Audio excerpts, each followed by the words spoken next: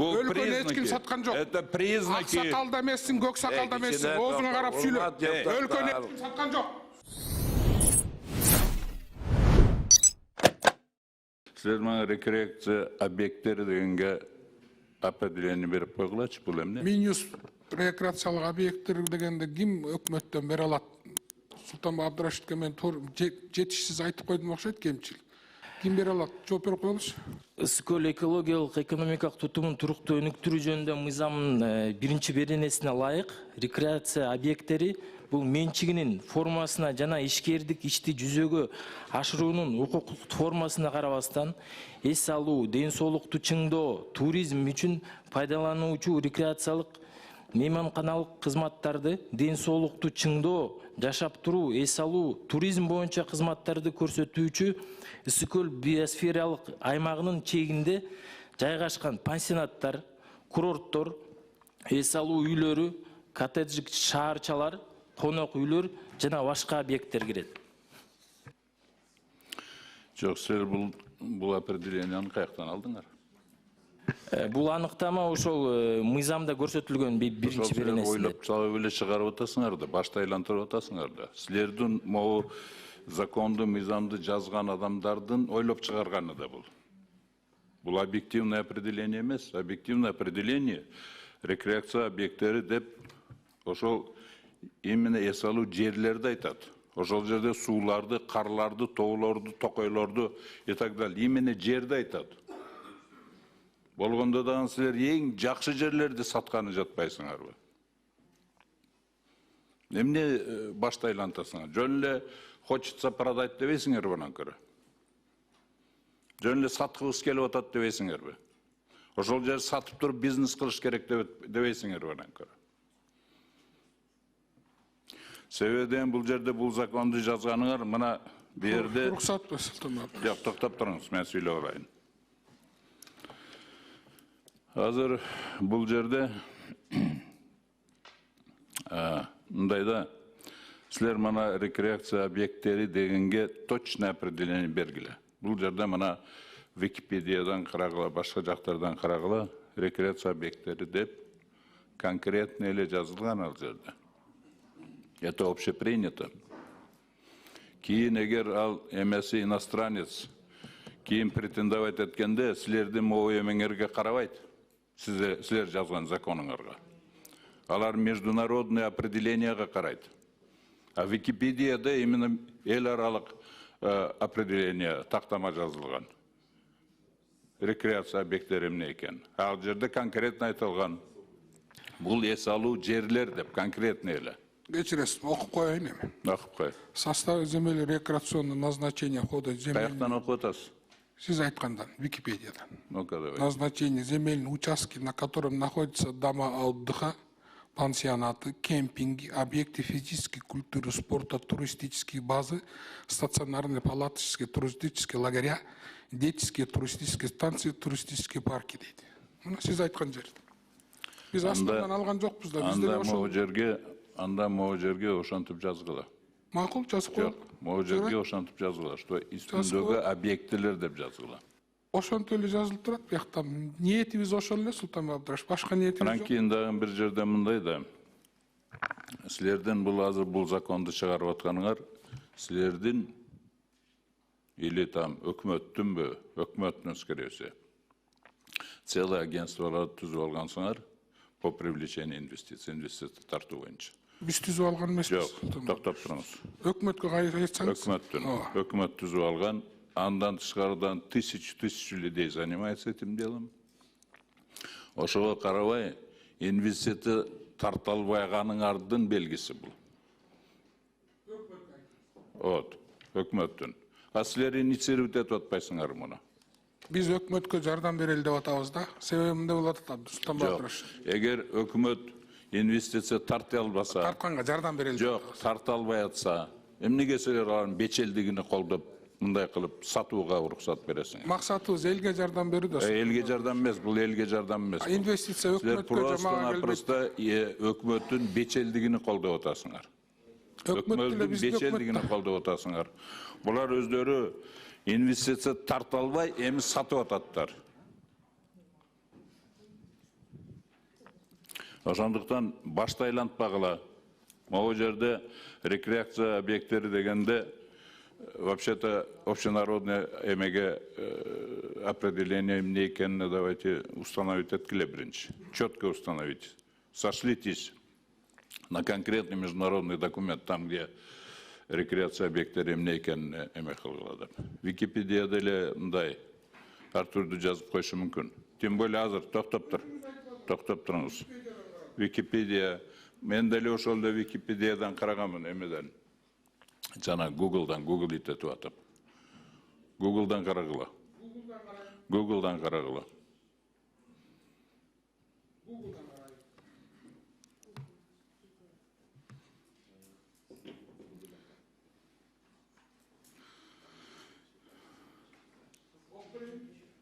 Давайте. В состав земель рекреационного назначения входят земельные участки, на которых находятся дома отдыха, пансионат, кемпинг, объект физический спорта, туристические базы, стационарные. Мына жазып, да каягынан карайын, Султан Абдрашевич. Азыр токтоп тур.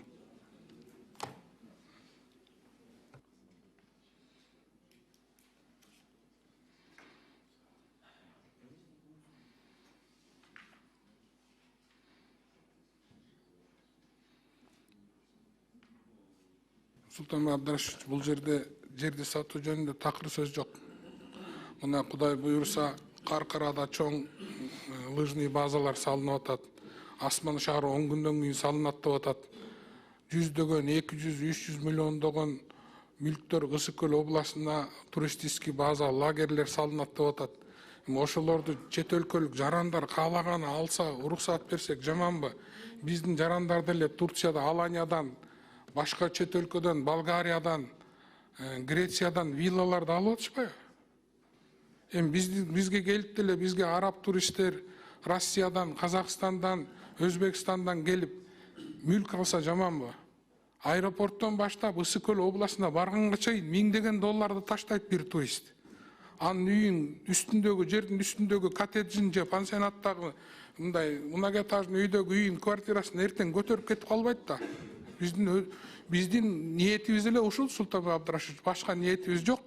Жер сатылбайт, ал жерди жеке менчиликке Конституция менен жер кодексине конкретный бекитилген. Биз башка областтардагыдай эле Ош, Жалал-Абад, Чүй, Бишкек шаарында эле укуктуу Ысык-Көлдүктөр деле ээ болгубуз келип атат. Биз деле бир кичинекей жерибиздеги салып алган башка инвесторлор салган үйгө башка өлкөлөр, чет өлкөлүк жарандарга мүмкүнчүлүк эле берип коелу деп атабыз. Келсин, инвестиция кылсын. Келип ошонун айылдан келгенде сүтүн, айранын алат экен, башка нерселерин алат экен, бензин куят, эс алат, акча таштайт да. Башка максатыбыз жок. Ушул эле башка областтарга берген мүмкүнчүлүктү Ысык-Көл областына деле бергиле деген эле сөз. Ал жерде айыл чарба жерлери, лес фондунун жерлери, башка жерлер сатылбайт. Мына ошол эле эмеде угуп турсаңар. Вопрос. Ошол эле Google'да. Что относится к объектам рекреации? В состав земель рекреационного назначения входят в состав земель. Входят земельные участки, дейт. Земельные участки деп турат берди. Кантип алып саласыңар? Берди конкретно что относится к объектам рекреации деп туруп четко определение. Земельный участок деген ал берилбейт. Силер аларды алып салып атканыңар, силерден могу жерде алып салып атканыңар. Алып салып атканыңар. Они на это иностранецтер кирен эме болгондо силерден могу Филькина грамотаңар менен руководствоваться этпейт. Мисалы, мен Аланиядан, Турциядан вот этими. Токтоп турсаң. Жоем, суроого жок. Можно я договорю?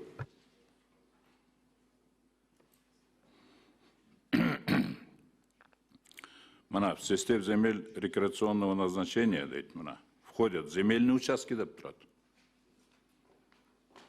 на которых находятся дома отдыха, пансионаты, кемпинги, объекты физической культуры и спорта, дейт, и туристические.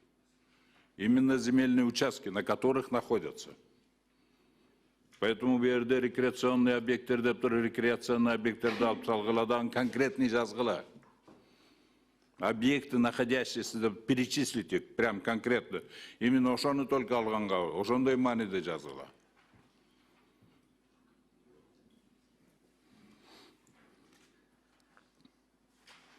Речь идет именно о земельных участках, на которых находятся объекты. Если именно земельный участок со всеми объектами продаете, в данном случае. Ошентип жазгыланда. Вы же хотите башын айлантырып туруп, элдин башын айлантырып сатып берип атасыңар да жерде. Именно участки продаете, на которых находятся, да, действительно находятся дома отдыха, парки, скверы и все прочее остальное. Ошентип жазгыла. Эмне микейсиңер башыңар? Эми Султанбек Абдрашев, сиз аксакал кышыгаттары бүгүн туулган күнүңүздө экен, сый урмат менен Унчукбай атамга Балбак Зарлыкович, Унчукбай, мени уважать этпейле койгон. Макул, сизди Балбак Зарлыкович, мени уважать этпейле койгон. Эгер если вопрос касается жер этого. сатылбайт деп. Мени сыйлабайлы койгон. Хорошо, сыйлабайлы койгон. Минустан сурабайсызбы? Жер сатылабы, сатылбайбы? Өкмөткө да ишенбейсизби? Мыйзамга да ишенбейсизби? Мен өкмөткө Мыйзамга ишенбейсизби? Силерге Баш мыйзамга ишенбейсизби? Силерге ишенбейм. Сиз бизге ишенбей эле коюңуз. Баш мыйзамга ишенесизби? Земельный кодекске ишенесизби? Силер ошол земельный кодекске каршы кылып атпайсыңар. Анда сотко берсиңиз, конституциондук сотко кайрылбайсызбы анда? Силер все подгоняете, все вот сейчас в одну биреме менен эме кылып атасыңар. Максатыңар, ниетиңер жакшы эмес. Андай эмес. Такыр туура эмес, Султанбек Абдрашев. Это ваше мнение. Мен сиздерге өзүмдүн мнениемди айттым. Мына в состав земель рекреационного назначения входят земельные участки деп турат. Силер именно объекты дегенде ошондо могу жерде вот объекты рекреационного участка, на котором находятся, деп туруп ошону жазылды. Именно чтобы было видно, что именно ошол рекреационный участкынын үстүндөгү именно дом отдых, пансионат, туда-сюда парки, ошолорду гана только сатса болот деп жазгыла. Может быть, собственностью чет элдик өкүлдөрдө болушу мүмкүн деп жазгыла. А силер антип жазган жоксуңар да. Рекреация объекттери деп туруп, мындай деп турат, бардыгы могу жерде мындай деп жазылып атпайбы? Мына действующий эмеде рекреация объекттери Кыргыз Республикасынын жарандарынын жана юридикалык жактарынын, жергиликтүү мамлекеттик администрациялардын жана өз алдынча башкаруу органдарынын менчигинде болушу только мүмкүн деп. А силер берге кошуп атасыз, ошондой эле чет өлкөлүк жарандардын, чет өлкөлүк юридикалык жактардын менчигине болушу мүмкүн деп кошуп коюп атпайсыңарбы? Ошондо мен айтып атам, давайте могу объекты рекреации дегенди конкретный кылып ачкыла. Жазгыла ошону. Жок, сиз сунушуңузду иретке келтирип кошолу, мына сиздин сунушуңузду конкретизировать этиш үчүн мына отдел отурат. Кол коюп берсеңиз, сиздин сунушуңузду, мына мисалы ошол Алишер Ташбаевдин сунушу деле ошондой. Так эле ошо сиз айткан сунушту Алишер Ташбаев. Сунушуну силер көңүлгө алдыңарбы? Азыр добуш бересиз да. Киреби? Конечно, кирет. Вот. Ошону айтып коюшум керек. Мен берде айта турган нерсем, Балбак Зарлыкович, коомдун, элдин башын айлантырбаш керек деп ушуну айткым келет просто. Башын айлантырбагыла, моундай түшүнүксүз, элге түшүнүксүз определение менен жанагындай башты айлантырбаш. Мындай определениеге так ачып бергиле элге, чтобы элге түшүнүктүү болсун ушунун бардыгы. Анан кийин 10 жыл, 15 жылдан кийин ал курулуп тудасында болушу арасында 20 жыл өтөт. 20 жылдын ичинде ким бар, ким жок. Или шаг сдохнет, или ишак сдохнет деген апендинин принцибиге барабыз. Ошондуктан кийин проблема создавать этип коебуз өзүбүздүн келечектеги муундарга. Ошолорго баш оруу пайда кылып коебуз. Ошон чечилүү эмелер канча ошондой ошо чечимдерди чыгарып коюп, мына 20 жыл, 30 жыл чыгаргандын баш оруу болуп, бүгүнкү күнгө чейин баш оруу болуп атат. Ошол эле Тажикстандын эмеси согушка чейин барып, Өзбекстан менен, башкалар менен канча ушундай азы проблема болуп атат. Ошонун чечишини, кандай кылышын чечишини билбей, арбалекет болуп атабыз. Вот о чем идет речь. Ошондуктан бул жерде конкретный жазгыла. Конкретный жазгыла. Кайсы эмне конкретно дома отдыха, ошол именно мүлктөр гана эмеге менчикке өтүшү мүмкүн деп иностранецтерге. Они вот так вот общие рекреация объекттери деп жазбай. Анан кийин дагы мен бир жолу айтып атам, силер мына эмени вообще инвестиция деген түшүнүктү, инвестиционный климат деген түшүнүктү бизде эң жогорку деңгээлде туура эмес түшүнөт. Климатты. Бардык ойлойт, ошол закондорду чыгарып берсек, ошолорго билген богуну жей турган закондорду чыгарып берсек, ошо инвестор, ошону биз инвестиционный климат деп эсептейбиз. Жок. Негизги инвестиционный климат это растущая экономика, это растущий рынок. Эгер инвестиционный климат жакшы болуп, инвестиция тартылсын десе, өкмөт өнүктүрсүн. Бурный өнүгүү болсо, мына Кытайга окшоп, же Южный Корея болсо, ошондон кийин инвесторлор катарга түзүлүп калат. Инвестиция кылабыз деп. Ошол шартты түзө албайттар дагы сатып ататтар. Поэтому оны эмеке, ошондуктан мен бүгүнкү туулган күнүмө спекулировать этпей эле койгула. Анандай, сизди сыйлайбыз деп. Сыйлабай эле койгула, эгер мындай боло турган болсо. Ошого давайте мына эмелерге эгер ошондой эле жан. А на самом деле могу жерде эски действующий закондо карасаңар, там четко все написано. Эч кандай мындай киргизе турган кажет жок вообще. Мындай өзгөрүүлөр бул законду киргизе турган. Мен вообще бул законго каршымын, чынын айтканда. И вообще не хочу никаких даже предложений, честно говоря, вносить. Я просто каршымын буга. Кийин көргөзөт, вакыт көргөзөт кимдики ким туура экенин. И вообще биздин экономикабызда өтө туура эмес нерселер көп болуп атат. Именно экономикада. Особенно социально-экономический жагыда. Биз только бизнесте акчаны только сүйлөп калдык. Экономиканы деп сүйлөп калды. А социальный экономиканы сүйлөш керек. Термин нужно социальная экономика деп термин менен сүйлөш керек. Ошондон туура болот. Силер только бизнесте сүйлөсүңөрдөн эл биякта калып атат. Анын кызыкчылыгы, жашоо шарты, алардын немеси бүт барды эл биякта калып атат. Только бизнесте сүйлөп калдыңар. Бардыңар силер, мына конкретно сиз ушул законду киргизип аткан өкмөт и так далее. Ушундай окшогон нерсени только бизнесте бизнес кылыш керек деп, бизнеске жардам берин. Но не таким образом, не за счет распродажи Родины. Сатып атпайсыңар мына.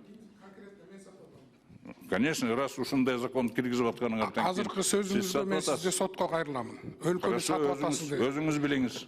Бул жерден азыр видео жарыяланып атабы? Өлкөнү сатып атат дегениңиз үчүн мен сизди сотко берем. Өзүңүз билиңиз. Оозуңузга карап сүйлөңүз. Өлкөнү эч ким саткан жок. Это признаки. Ак сакалда эмессиң, көк сакалда эмессиң. Оозуңа карап сүйлө. Өлкөнү эч ким саткан жок. Сен сатып атасың. Мен сатып атам. Ушул сөзүң үчүн сотто жооп бересиң. Мен уят дейм, өлкөнү сатып атасың. Сага окшогонду сатып, өлкөнү өлтүрүп атасың. Сага окшогондорбу? Сага окшогон. Көрөбүз аны, соттон көрөбүз. Каршымда эле кой. Соттун дагы билебиз. Өлкөнү сатып атасың. Именно силерди байлап сүйлөңүз. Сенден уйда сыйда кетти, урматта кетти. Өлкөнү сатып атат дейт. Сага окшогон адамды Урматтуу депутаттар, урматтуу коллегалар, Султан Адамович. Өлкөнү сатып атасың дейт. Абайлап сүйлөңүз. Балбазарлыгы. Аксакал башыңыз менен. Өлкөнү сатып атасың дейт. Уят көрөсүң азыр кандай сатып атканын. Уятыңыз көрөсүң. Шын керек. Bu yerde sen... Hem toktок kula oldu hem balbazarlık. Өлкөнү сатып атасың дейт. Sultan Адамович. Hem oldu kula bu hem primoy efirde oturat da. Өлкөнү сатып атасың дейт. Уялбайсың дейт. Өлкөнү сатып атасың. Başka... Бетиң жок экен. Сенин бетиң. Бет деген бет Отырасың бұл чиіп. Senin betin. Ey sen atağa değişmesen. Sultan Адамович. Süzdün mü? Sultan Адамович. Sen satıp sağ okşağındır, satıp... Ошонун арасында сен да барсың. Balbazarlık. Toktок kula hem oldu da maksıkallar. Oldu kula. Emine жақсылық қылып қойдың ба sen? Sultan Адамович. Emine жақсылық қылып қойдың. Sen bunday söylüyorsun. Emine жақсылық қылып қойдың. Sultan Адамович. Emine жақсылық қылып қойдың. Талтайғаннан басқаны білбейсің ештеңе. Талтайғаннан талтаясың бе. Sen mağa korkutmayla koy. Görürsün. Açpağın. Sağ soğunların arkasından bütün dermanlı adamları da yok kılıyor. Sağ soğunun arkasından. Verdi bu şey var. Hurmatlı deputatlar. Bu koş. Вообще тура емес закон. Мұны мен тарих үшін айтып қойып отам. Сен қолыңнан келгенін қылып ал. Түсіндің бе? Болдым. Көресің демей. Қолыңнан келгенін қылып ал. Bayadaşıç.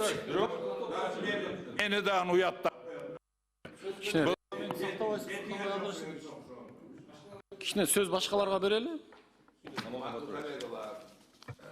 Demek içine sağırdığılık kılmaylı o. Я ушел на место, я вообще протестую против закона и ухожу отсюда от этого, от обсуждения этих вообще вопросов.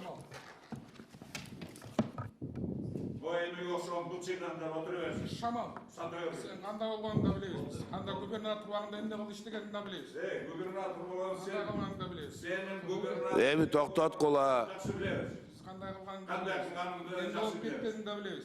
Emneni? Görüyoruz. Emneni? Görüyoruz. Emneni айтчыма? Ты вообще ничего не знаешь. Түсіндің бе? Вообще ахмақсың сен. Сауышын биліге на пушечный выстрел нельзя допускать. Түсіндің бе? Вообще ты в шею. За пушечный выстрел тебе нельзя допускать власти. Kolundan gelse kılı al. Kolundan gelse kılı al. Hurmatlı kollegalar. Tosatqında ötmeyin.